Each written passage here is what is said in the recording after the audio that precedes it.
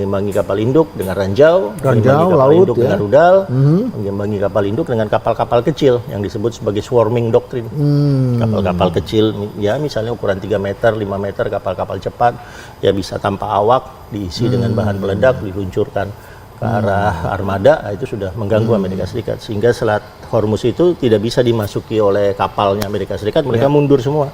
Ya di seputaran Laut Arabia begitu. Nah ini taktik yang baru yang ya kayaknya sih akan relevan kalau diterapkan di Indonesia. Di dunia ini kan ada sejumlah choke point yang juga sangat berpengaruh. Tapi Selat Malaka salah satu yang sangat strategis di dunia ini. Yang paling besar kalau dari Paling sisi besar. niaga. Dari Selat Malaka nomor 1, lalu Hormuz nomor 2 dari sisi lalu lintas terutama energi minyak ya, lalu ada Suez, ada Panama ya. dan seterusnya. Kalau di Malaka siapa pengacaunya? Awal-awal 2000-an piracy, bajak laut. Bajak laut, ya, sehingga kemudian ada upaya dari Indonesia, Malaysia, Singapura, melibatkan juga Filipina, melibatkan Amerika Serikat, melibatkan Australia untuk membentuk semacam task force untuk piracy.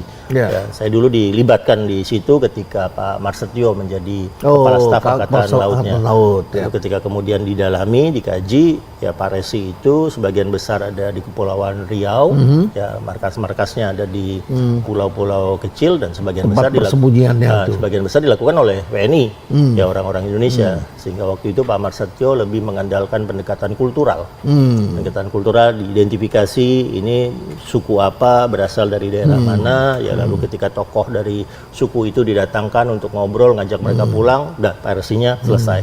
Tapi kekhawatiran dari Malaka itu bukan perang antara Indonesia, Singapura, dan Malaysia.